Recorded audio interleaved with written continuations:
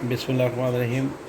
आज से 65 न्यूज़ के लिए एक नया सिलसिला शुरू कर रहे हैं मुख्तसर बात के नाम से।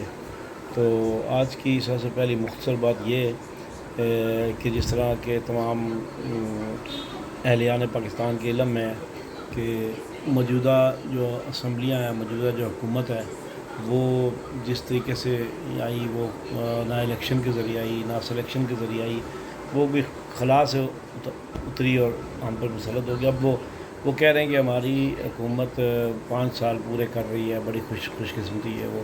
और उसके बाद जो निगरान वज़ीर-ए-आज़म, उसके लिए नाम की सोच विचार शुरू हो गई है। तो मेरा मुख्तसर बात करने का मकसद ये है कि निगरान वज़ीर-ए-आला के लिए इसहाक डार का कल से नाम गर्दिश कर रहा है।